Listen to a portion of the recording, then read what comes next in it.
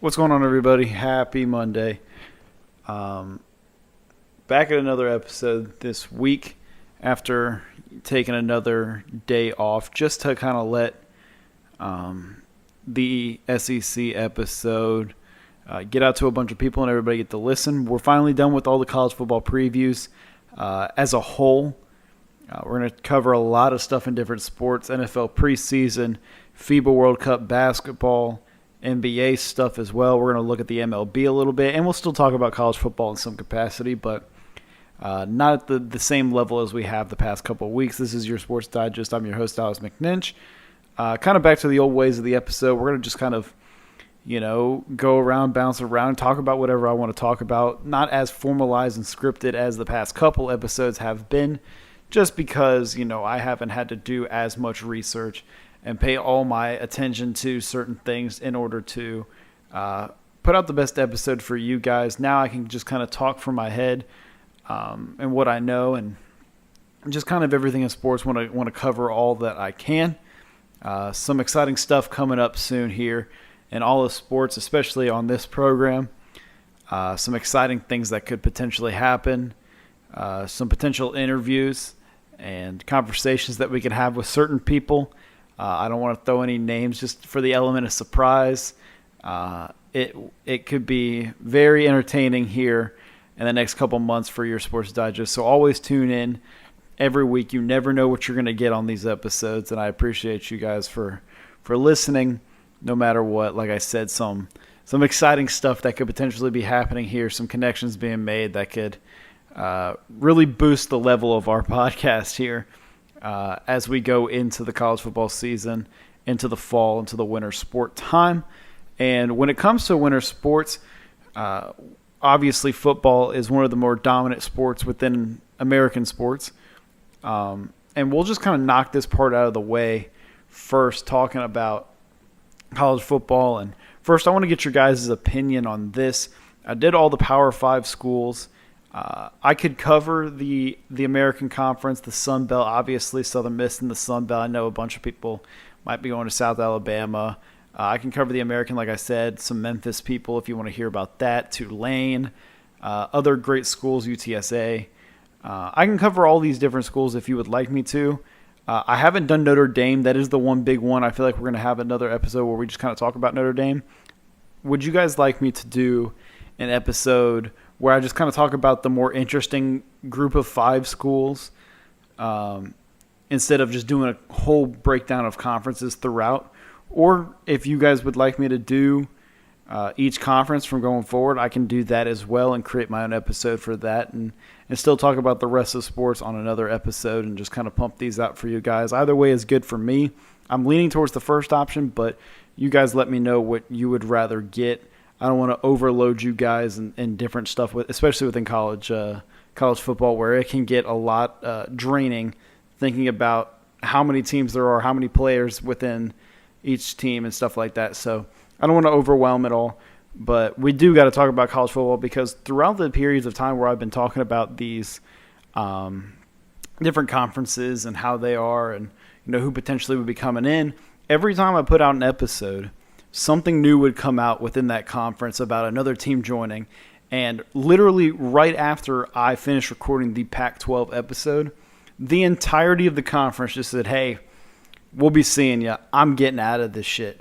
So kind of to recap, for those of you who may have not been keeping track, might be a little confused what's been going on, we'll kind of talk about it a little bit here. The Pac-12 is no longer the Pac-12. The Pac-12 right now is about the Pac-5 at this point, with multiple schools heading out, more potentially on the move. Most notably the ones that are guaranteed to be leaving. Oregon and Washington both said, I'm out of here. Moving on to the Big Ten, expected to be next year. And then Colorado, Utah, Arizona, and Arizona State all looking to go to the Big 12, with rumors of Cal and Stanford to follow, moving to a different conference, whether it be the ACC or moving on to the Big 10, Big 12 era as well. Rumors of the Mountain West Conference trying to make a little bit of a merger with the Pac-12 is also in the air. Oregon State and Washington State really are the kind of two schools that haven't been rumored of anything, just been kind of stuck in the mud right now. But it's such an interesting thing. If you don't know what's caused the Pac-12 to kind of crumble, it's really stemming off what's been happening this year within the media rights and the media deals. The Pac-12 network has always been a Fox partner for the past 10 years or so, probably more than that. So they've been always their own Pac-12 network through Fox Sports or through the Fox Sports app. But that deal came up this past year, and the Pac-12 network was just trying to find a new home, could not find a new home, is still really struggling to find a new home right now. There were rumors of Apple potentially getting in the mix and figuring things out, but man, a lot of these schools just don't really understand the future of this conference. There have, always been rumors of schools trying to leave, and now that USC and UCLA made the first jump, I guess all these other schools are really just kind of following suit, especially the Washingtons, the Oregons, the Utahs, the Arizonas that are very good in multiple different sports that will pull a different side, whether it is in basketball or baseball, outside of just football. But obviously football runs the world, and when the media rights aren't settled and these schools aren't getting paid, which can go to the players getting paid, then it's a very touchy situation. And obviously the schools are reacting because of it. Like I said, Stanford and Cal are looking to move to the ACC.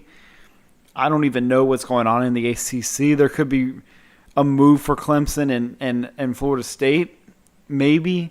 I know there's been rumors of that being shut down, but you really just never know at this point right now.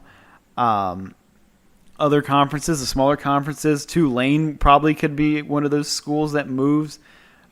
It's just a wild situation with all this conference realignment. You really never know what school is going to go where and how it's all going to shape out.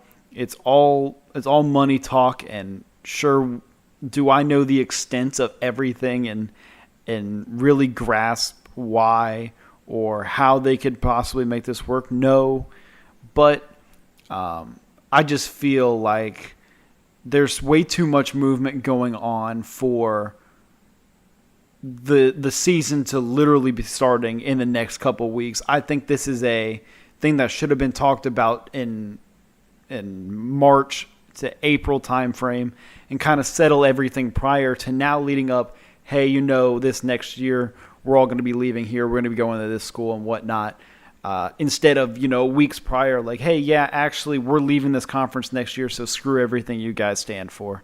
It's just all a weird, touchy subject right now with college football and all the conference stuff, and it's really hard to keep up with. But for sure we know that those schools are all moving there. We know UCLA and USC are Big Ten bound, and we know, I believe it's next year, Yeah, next year too. Everything's just coming up next year. Next year, Texas and Oklahoma are SEC bound as well.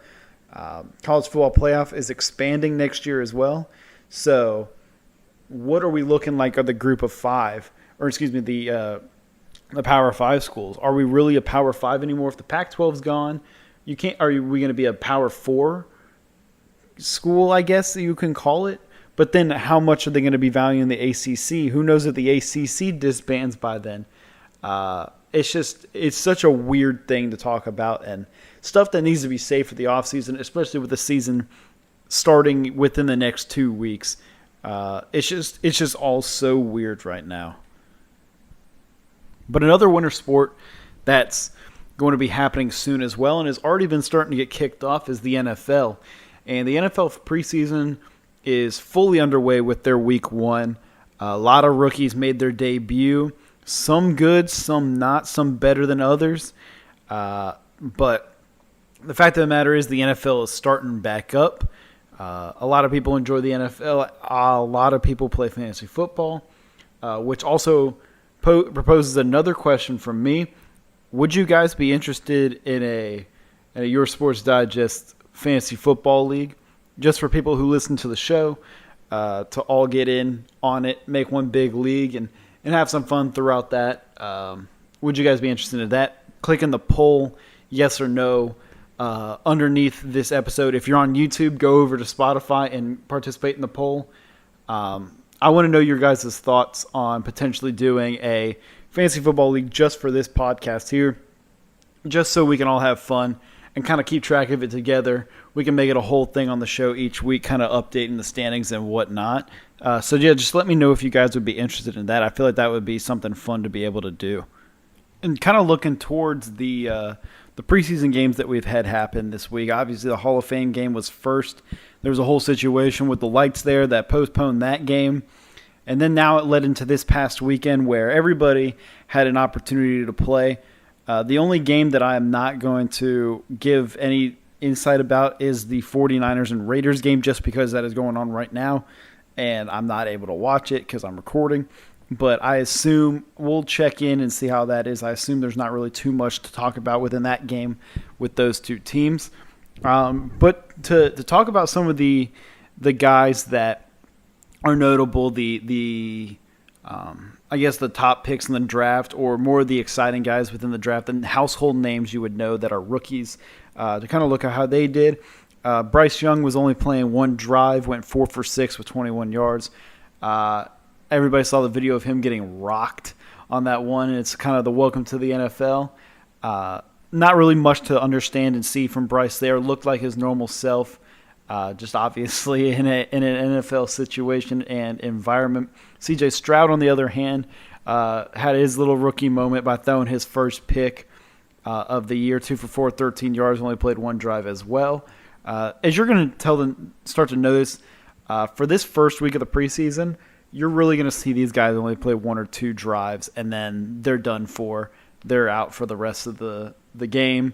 And then as the weeks progress, they slowly start to ramp it up. Week 3, some teams are iffy or not on how they want to play their guys in the preseason. But for the most part, a lot of these guys aren't going to be featured as much in this week 1. But a guy who did play more play more snaps than most of the guys was Anthony Richardson, my guy, obviously from the University of Florida. He had an interesting outing, 7 for 12 in passing, 67 yards, threw his first interception, which I'm sure everyone has seen because everybody on Twitter or X, I guess you can call it now, or any type of social media was posting it, wanting to clown him.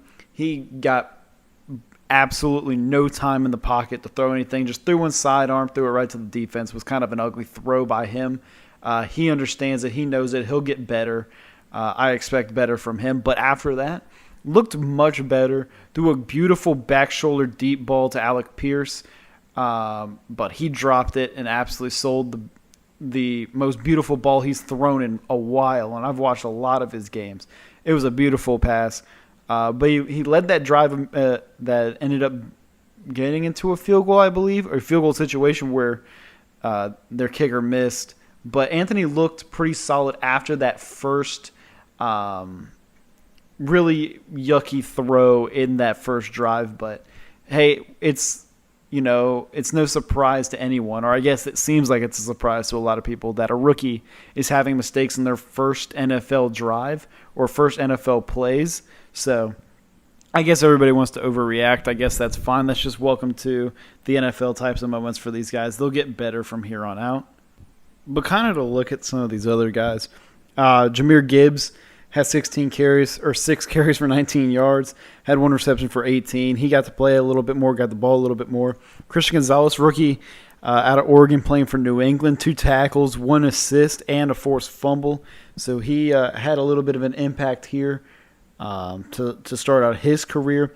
Jack Campbell, also on Detroit, 2 tackles and 2 assists. Jackson Smith and Jigba, 3 receptions for 25 yards. Quentin Johnson got his first touchdown for 3 receptions, 10 yards, and a touchdown. Jordan Addison got 1 catch for 22 yards. And that's kind of it out of all the big-name wide receiver, running back, skill position players that went in the first round, early second round. There wasn't too much action going on from some of the top guys here. Again, obviously, they don't want to risk too much of an injury in the first week of the preseason. But the other players that got a little bit more of a play are the quarterbacks. And to look at some of them, Will Levis, one of the names, obviously, for the Tennessee Titans, Went 9 for 14, 85 yards, threw a pick, terrible pass. I'm sure you've all seen it. That was the one question with him is him and Anthony Richardson, both similar. Hey, they got the arm talent, but how accurate are they going to be when they get downfield? Will Levis just threw the ball like 17 yards over his receiver's head and right into the safeties of Chicago. So that was his interception. He looked okay from what I saw. I didn't get to watch too much of that. I was watching Anthony. Another name that very household for most, Stetson Bennett, obviously the former quarterback at Georgia, went 17 for 29, 191 yards, and threw one touchdown in his debut for the Los Angeles Rams. Clayton Tune, a name you may not really know, but pay attention to this year with Kyler Murray not playing most of the season due to his injury from last year. Clayton Tune out of Houston, 13 for 23, 135 yards, one touchdown, one pick. Dorian Thompson-Robinson that we saw the week prior in the Hall of Fame game play a little bit out of UCLA for the Cleveland Browns, 9 for 10, 102 yards at a touchdown, and had 11 yards rushing. The big one this week from the rookie, Sean Clifford out of Penn State, now with Green Bay, got to play a bunch. 20 for 26, 208 yards passing, one touchdown, two picks. But kind of the start of this week for a lot of these guys wasn't going to be as much as you're going to see them play the rest of the preseason and especially going into the regular season. Right now it's just kind of that ramp-up period, get them adjusted to the NFL and how they kind of play and how things are situated going into game days. But kind of moving on to another sport here. We haven't kind of tapped into basketball in a while. Once the Summer League ended, we kind of really put that to rest. But stuff is starting to happen within basketball, within the NBA. So get ready because there's a lot to talk about here about the NBA. And we're going to start off with a situation that just started to unfold yesterday within the Philadelphia 76ers and the James Harden situation. We last left off with James Harden opting into his player option for this year, around $35 million or something like that, in order to orchestrate a trade to get out of Philly and go to another team. And now since he has opted in, it has come out that the 76ers are going to be shutting down trade requests with James Harden and going to be shutting down trade talks with him. And James Harden has also come out and said that, or I guess he didn't come out and say, but it's been said through Harden that he will not be participating in training camp here in the next month because of it. And what a messy situation here if you're Philly. In a year where Tyrese Maxey is bound to get an extension, Joel Embiid's coming off an MVP season, James Harden doesn't want to be there anymore, Tobias Harris's contract sucks, you really didn't make any additions really at all. I mean, you brought in Pat Bev, so sweet, but like you didn't do anything to improve this basketball team at all. And your only real move you could have made is moving James Harden and getting other pieces. Now you're shutting down these trades. Obviously, there's not much interest at the level that you're trying to trade him for. And now you're going to get James Harden pissed off again like he was his last year in Houston. And really going to get a questionable year from Harden here once again. Because we all know what happens when Harden is checked out and really isn't locked in to his normal self. We saw it towards the end of his Brooklyn run. We saw it at the beginning or the end of his Houston run as well. It's just a messy situation, and I don't blame Harden for not wanting to play. I understand he's under contract. It's what he should be doing, but he opted into this player option. This player option was the only reason he opted in. It was to be able to get a trade, and now they're not pleasing his request when he easily could have opted out and just signed with another team for nothing, and Philly gets nothing in return. But now instead, they're wasting their opportunities. They're wasting the trade capital that they can get with it and have just created this whole awkward situation within the locker room heading into training camp in the next month. Just a weird situation. I mean, if you're Philly, you have to trade him. Whether it's to some crappy team or not, it doesn't really matter. Just get rid of him, right? LA could be a great place. The Clippers, we talked about it ad nauseum with them. That would be a perfect place for him. Send him to Portland to play with Dame if you want to. Get some pieces around that organization that you can bring in. Help out anything, because right now, we saw last year, this team isn't going to get you much farther than the second round. So by just bringing back the same team, is Pat Bev really that needle mover? You lost Shake Milton too. That's another guy off the bench that's important. So are you really just expecting to run it back with the same team and be like, all right, yeah, sure, Boston lost Marcus Smart, so maybe we'll have a little bit more production in the playoffs? No. That's not how you build this team to get better. It's just such an odd situation right now with them. And I know Nick Nurse is probably taking a lot of the raft with it, because I bet you he wanted Van Vliet, and the Sixers and Daryl Morey wanted a different situation. Harden wants more different than both of the two. Doc Rivers isn't there anymore, so maybe they're thinking with better coaching they could be better. I don't know, but it's the same team. No matter what kind of scheme you run, you can only run so many Joel Embiid back down post-up plays that's going to work out. And if James Harden isn't playing, you're telling me that Tyrese Maxey as your second option is really going to cut it? And I like Tyrese Maxey. He's a great young player, great scorer, but he's not a facilitator. Pat Bev isn't even a facilitator since you're bringing him in too. Like, nobody's going to be able to run that offense. You're going to tell me DeAnthony Melton's going to run that offense? Okay, whatever. Just a bad situation all around from Philly here. I don't blame Harden one bit, like I said. Just such an odd situation for Philly. But kind of talking about some of these other things going on in the NBA, we'll first talk about some of the schedules being leaked, and the most important part is the Christmas Day games. Now, last year, a lot of Christmas games were entertaining. The Grizzlies got their first ever Christmas Day game and then pooped the bed in that game. So they get a little bit of a change this year. We get some different games, I guess, kind of coming up for this season. Spoiler alert, no Grizzlies in the Christmas Day games this year, is expected from what happened last year and with the whole situation going on right now. But the games we're going to be getting are the Bucks at the Knicks, the 76ers at the Heat, the Celtics and Lakers play again, the Mavericks play at Phoenix, and the Warriors will play at Denver. Now, tell me if you haven't seen these games on every Christmas the past 5-10 years. It feels like we're just watching the same games on Christmas every year. Mix it up, have some change, do something to spice things up. You did it with the Grizzlies last year playing the Warriors, and you had an opportunity this year to play the Lakers and the Grizzlies again. The Celtics and Lakers are for sure cool. I get it and understand it.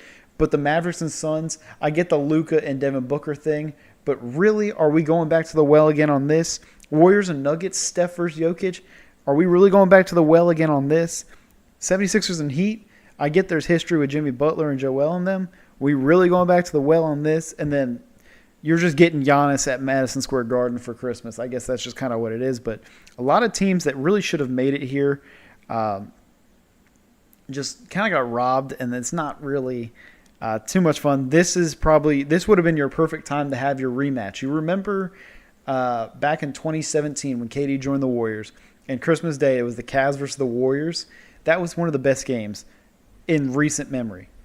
So you had the opportunity here to put the Heat and the Nuggets to play against each other, and you didn't, which obviously we know that they're scheduled to play in February. That also came out.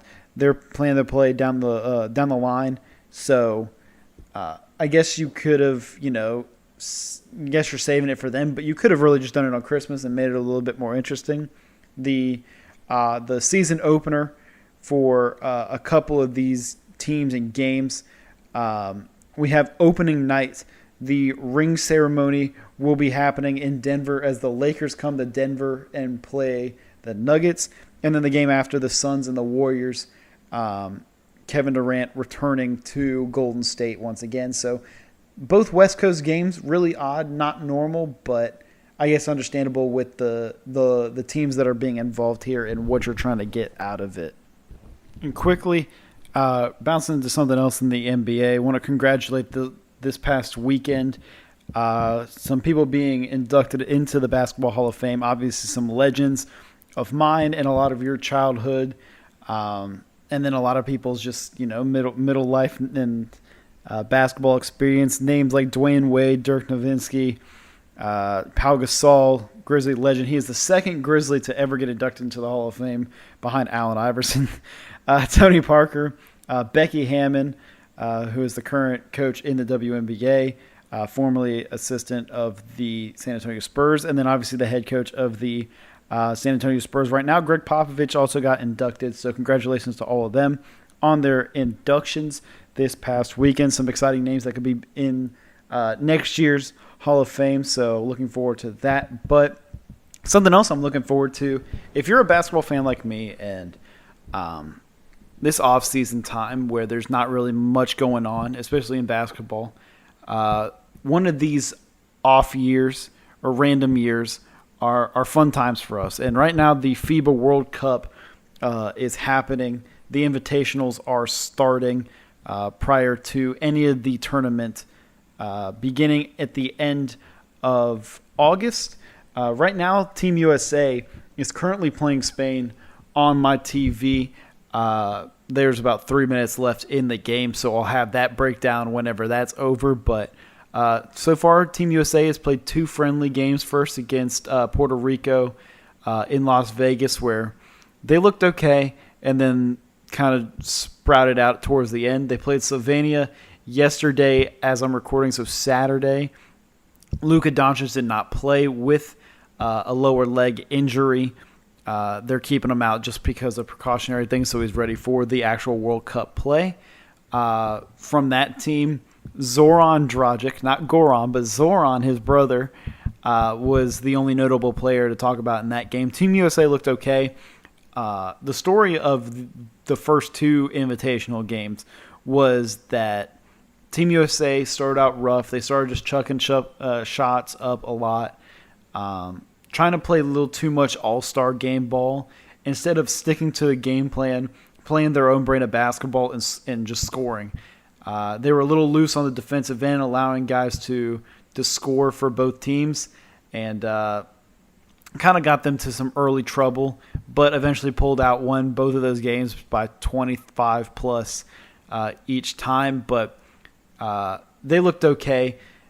If you're questioning and looking at the roster of the FIBA Cup team, don't be alarmed. This is a normal thing for the FIBA World Cup. The Olympic team and this team are 2 completely different ones. This is more catered towards the younger guys in the league. That's why you're seeing some of the guys that are younger, but very good players nonetheless. Anthony Edwards, Jalen Brunson, Tyrese Halliburton, Brandon Ingram, Jaren Jackson Jr., just a couple guys to name off the top that are really important pieces to their teams and this USA team that are insanely talented. But this is not the same as the Olympic team. It will change. I promise you next year we're going to be getting the Devin Bookers, the Jason Tatums, the maybe Kevin Durant's, maybe John Morant's. Those types of guys will be playing in the next Olympics this next summer. So don't be worried about any of that. Sorry about that. It sounds like people are trying to break into my damn apartment and making way too much noise right now, but we're going to move on. We fight through adversity around here. Talking about the FIBA World Cup, USA playing Spain today. A little bit better of a challenge for them. USA gets the win 98-88. Spain was ranked number 1 in the world coming into this, which, okay, let's calm it down a little bit here. We're still the best basketball country. Everyone knows this. There's a reason everyone comes to our country to play basketball, first off. Second off, our apologies that we don't pause the entirety of our season just for our players to play in the qualifying rounds. We have to send guys that aren't signed to teams or are already playing overseas to play in the qualifiers, while the rest of our guys play for the big bucks over here as well. So the only reason they're ranked higher than us is because their qualifying team is basically the team they're playing with now, with the exception of both the Hernan Gomez, Willie, and Juancho, a.k.a. Bo Cruz, and Santi Aldama of the Memphis Grizzlies as well. But like I said, Team USA gets the win 98-88, and this is a much more challenging game for Team USA. We knew how Spain plays. If you ever watch them, they're a physical team. They understand the rules of the FIBA. They're just a much more physical team, and playing against a younger group of guys that really haven't experienced the full physicality of FIBA yet. They got a little bit of an awakening today. It was rough to start. You could tell they were kind of a step behind, but as the game went on, we got more aggressive. We started to understand the rules a little bit more, understanding what they were trying to do, and just outpaced them at the end of the day. They were hitting good shots. They had great ball movement as you expected. They've been playing with each other for like 10 years already anyways. So, nonetheless, great effort by Team USA to win their, I guess, like pre-tune-up matches before the actual World Cup. Let me say this. I hope we never play in that arena again. If you watch the game, everyone just kept slipping and falling for Team USA. All of our guys just kept falling. Everybody just kept sliding around, and the people would come and mop up the court, and they'd do one brush over and leave. And it's like, all right, cool, sweet. Way to protect the safety of our $100 million players that are playing on the court. Steve Kerr, as the head coach of Team USA, taking over for Coach K past his retirement now. He's still got some understanding on rotations and some of the guys that are going to play and that aren't going to play. You could tell throughout this game that he leaned on certain guys more than others. He started to make some adjustments throughout the game. Some of the guys to watch for this game, or to note about from this game, Jalen Brunson was really carrying Team USA in that first half when nobody could buy a bucket. Anthony Edwards looked awesome as normal, just looked more dominant than everybody. Jaren Jackson Jr. obviously is just much bigger and stronger than a lot of guys. Today played against a team that had a bunch more of a stronger group of guys, but yet still trying to assert his dominance while being crafty and blocking shots around the net. I'll give my flowers to Austin Reeves. I was saying throughout the entire game that this man does not need to be playing because he is way less physical than everybody else is. They're just pushing him around. But he started to pick it up towards the end of the game. I think there are times where Steve Kerr is going to realize that against some of these more physical teams, you got to play a certain group of guys. Another issue was the pairing of Bobby Portis, Paulo Banchero, and Cam Johnson all on the court at once. Terrible. None of them really were really figuring out what was going on. They all looked kind of lost out there. Paulo had been playing the 5 a little bit, but when he was just left out there alone with other guys without Bobby Portis, he looked much better. Same with Cam Johnson. When he wasn't having to play the 3, he looked much better. Josh Hart got a little bit of a run, was able to hold it down a little bit. Tyrese Halliburton looked fantastic. But I'll tell you what, these Spain guys, they just shove players, and they get away with it. And you could tell there's a little bit of biasy from these refs in this game towards Spain because there were way too many times where they just let Spain get so physical. Guys were getting shoved and pushed in the back. I know Jaren, one play, was playing underneath against Willie Hernan Gomez, and Hernan Gomez actually punches and stiff arms Jaren. Jaren goes flying, not as in like an overselling, but actually got shoved, and they gave the foul to Jaren. Jaren comes down the other end of the court on the offensive side, gets hacked completely, and no call. And it's like, all right, what's going on here? But the physicality level was tuned up a little bit more for Team USA in the second half. Once they realized the refs were not going to let them do anything, everyone was starting to get frustrated and pissed off, but they still looked good nonetheless. Like I said, a 10-point win against Spain is really good. They're one of the better teams you're going to be playing throughout this entire time outside of like Australia. So kudos to these guys that have been getting a lot of flack for not being a good enough team. Well, if you watch how they play today, these guys look ready to go. They look ready to bring home the gold for our country and kind of get these guys kick-started towards their season in the NBA. But we'll carry on with the FIBA World Cup as the weeks and months go along, where we can kind of get into the actual cup games, the round of, I guess, whatever, like 20-something, 30. So we'll get into that when we get there. But it's fun to watch these guys play for our country and play at such a high level and do it so well. So shout out to all of them holding it down in the offseason for us basketball lovers. And now we'll move on to the final sport of the episode. We've covered both leagues in football, college, and the NFL. We covered the NBA. We covered FIBA. So we got to talk about some baseball. And baseball is a fun time right now because we are getting to that last stretch. We're almost to September where September call-ups happen. But right now, beginning of August, we're going to give a little look at how the standings are looking right now, looking at the American League.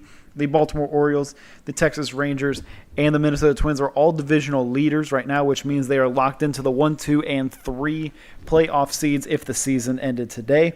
You have 3 wildcard teams. Remember, if you're not familiar, the new rule that started last year, there are 3 wildcard teams in each league now. So for the AL, the Rays, the Astros, and the Blue Jays all are in a wildcard spot right now. But right behind them, just a game back as of recording, the Seattle Mariners are the next team to potentially get in. And then the Boston Red Sox, who were literally neck and neck with the Blue Jays, potentially able to get into a playoff spot, were not able to take advantage of having a 3-game series, only 2 games back against the Blue Jays. Fall way behind, start underperforming. They're now 3 games back once again after a great couple series against Kansas City and Detroit, heading into another easier series against Washington. And then following them, the Yankees are 5 games back. They're not looking too great. And the Angels as well, 6.5 games back in the American League. Moving to the National League, the Atlanta Braves, clear runaway in the division there. They are the number 1 seed, followed by the Dodgers and the Brewers, both leaders of their division as well. 3 wildcard teams are Philadelphia, San Francisco, and Miami right now after their win today against the New York Yankees, coming back down 7-2 in the 9th. Teams looking from the outside, this is a much closer race than the American League. You're looking at the American League, you're looking like 2 teams on the outside. In the National League, we're looking at the Cubs, who are a half game back, the Reds, who are a game back, the Diamondbacks that are 3 back, and the Padres that are 5 back. And any of those teams can find a way to get hot, and any of those teams can find a way to push their way in. The Cubs and the Reds, more specifically, can catch the Brewers. They both have series against them here down the stretch. The Giants, the Diamondbacks, and the Padres all can make an impact down the stretch, as they'll all end up playing each other once again as well. So very interesting time for the MLB. A lot of fun things to watch out for, kind of to notice going down the stretch here with them. To kind of hit on some other things as well in the MLB. Shohei Ohtani is skipping his next start against the Texas Rangers due to fatigue. He has been absolutely shot with how much he's had to pitch, and such a letdown for that team that went kind of all in, I would say, for the people that could get at the deadline. They went all in to try to get this team to be better. They're expecting Mike Trout to get back into that lineup here in the near future, but right now they're just at a struggle bus situation, and it's not looking great for them. Shane McClanahan, who has been a dominant pitcher for the Tampa Bay Rays the past 2 years, a tough lefty, is going to be out for the rest of the season with, I believe, forearm tightness. Tough blow for the Rays who are now starting to hit this roadblock and hit reality that, hey, once our good players start to play normal and not play to these unbelievable overplaying what they really are, we're not as good of a team.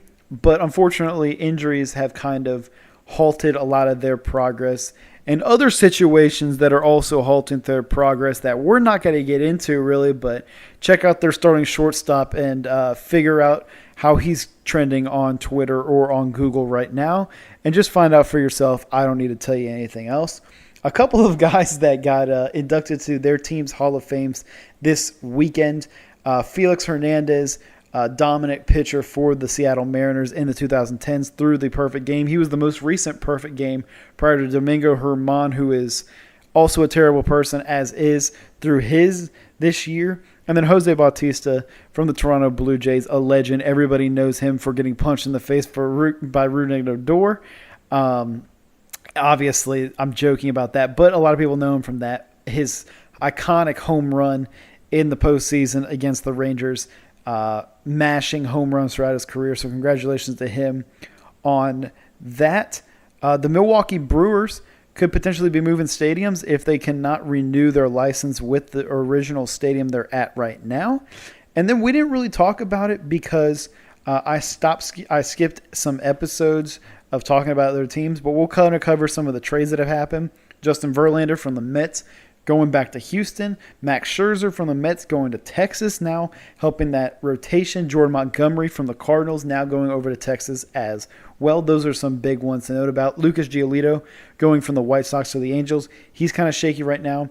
Also adding Randall Grichuk and C.J. Cron to that lineup, which right now they are struggling. So it's a tough time for them trying to figure out who they really are as an organization going into the offseason, where Shohei Ohtani might not be there anymore. The Baltimore Orioles also get Jack Flaherty from the Cardinals.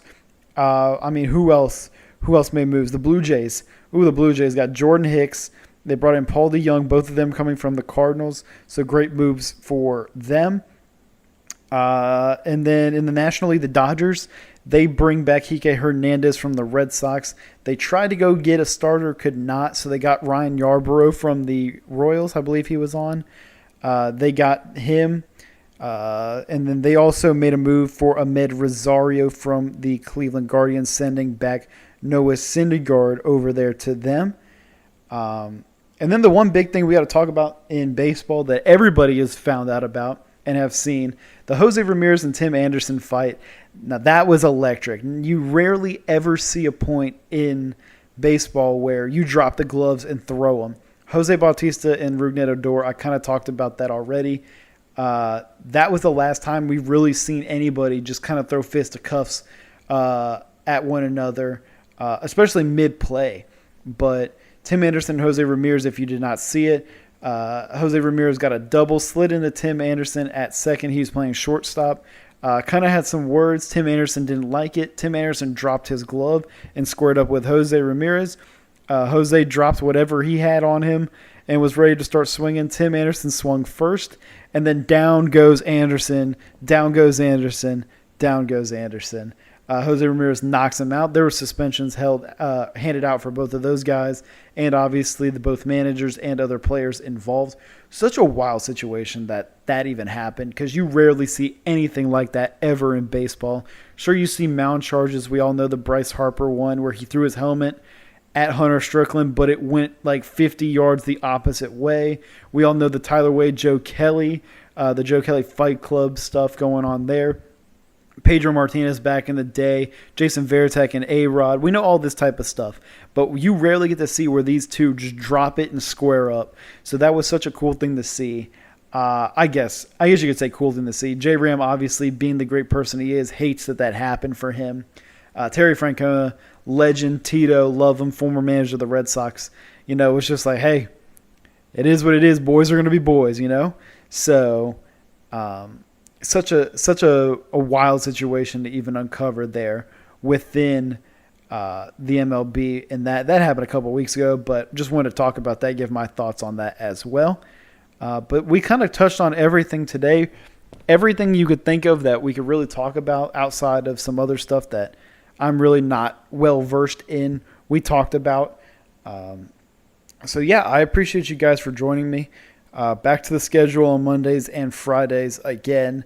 I know a lot of people are getting ready to gear up to go back to school, head to college, everything like that. So keep listening to this. Trust me, you're going to need a podcast. As a current college student in his senior year, you're going to need a podcast. You're going to need something to kill time for you throughout the day or have in the background while you're doing some work. So just give it a follow. Download our podcast, listen to it, just have it on as background noise. Maybe you can tune in every once in a while and hear. Trust me, we're going to be covering all college sports throughout the offseason. We're going to be covering everything else as well. I'm going to be here every week, Monday and Friday. Follow me on all my socials at Your Sports Digest. Tune into all the games that are happening each week. Vote on the polls beneath the episode. And here we go again. We're about to break into Alex's house. So we're going to end this episode here. I'm Alex McNinch, and you just got your Sports Digest. I'll see you all on Friday.